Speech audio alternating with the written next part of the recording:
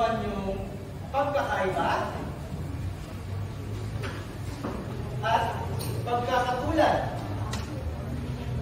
ng mga reliyon o paniniwalang tinalakay natin.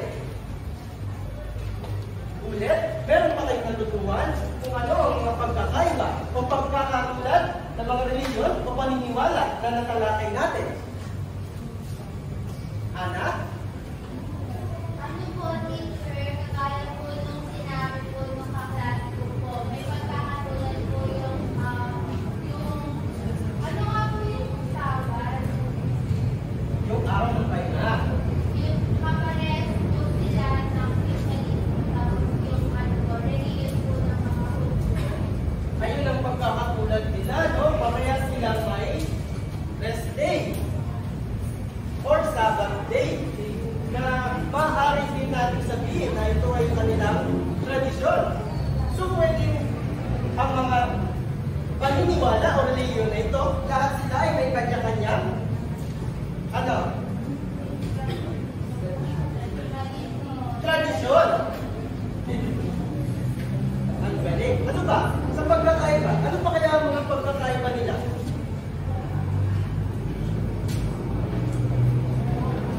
Dave? Sa akin po, day culture. May bili po sila na pagkakalita ang pinadala ko na tinakay para sa kanyang katawan po yung Jesus. Tapos yung pinadala ng pag-ibig sa garasuan ay paningin po sa kanilang katawan. Iba-iba ang kanilang beliefs.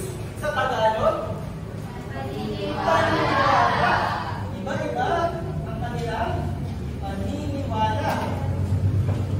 Pero pare-parehas sila may pinaniniwalaan. Tama ba? Ano ba? Isa pa sa pagkakatulad o kaya sa pagkakaiba. Yes?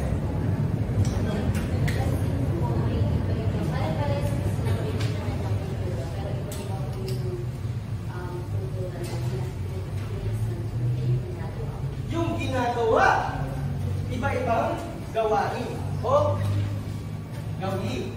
Ngayon, bakit mahalaga na naunawaan natin ang paniniwala, ang iba't ibang gawin, ang iba't ibang tradisyon, ang iba't ibang simbolo ng ating mga kapwa? Ulit, bakit mahalaga na naunawaan natin ang iba't ibang paniniwala, iba't ibang gawin, iba't ibang tradisyon, at iba't ibang simbolo ng ating mga kapwa? Ana? Para lumalim po ang pag-unawaan at pag-po natin sa isa't isa. Pag-unawa at respeto. Ano pa? Dani?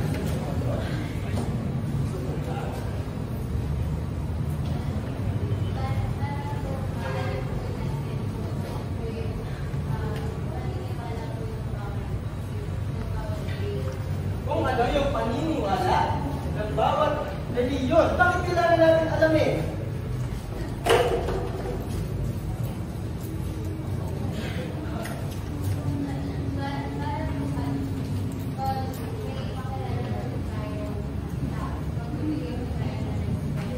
Respeto. Hindi. Sabi ko kasi ng mama ko na lahat na po tayo sa mundo ay magkakaiba at magkakaiba po yung religion natin. Hindi dapat maging sanay mas magkakaiba natin para magawa-gawa tayo. So, namahal ko tali po na maunawaan natin kung ano nga ba yung magkakaiba natin, yung paniniwala. Dahil naniniwala po kami na kapag po naisipin natin at nirespeto po yung magkakaiba ng bawat isa, magkakaroon po yun kaya pamuhay, kaya pamuhay.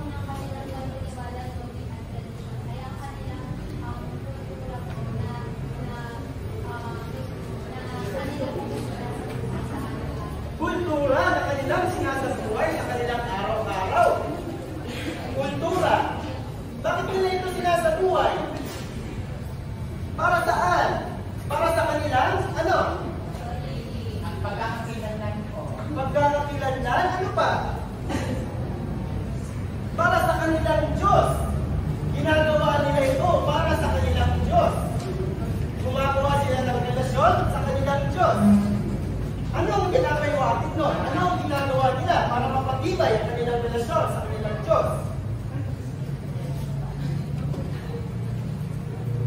Joy?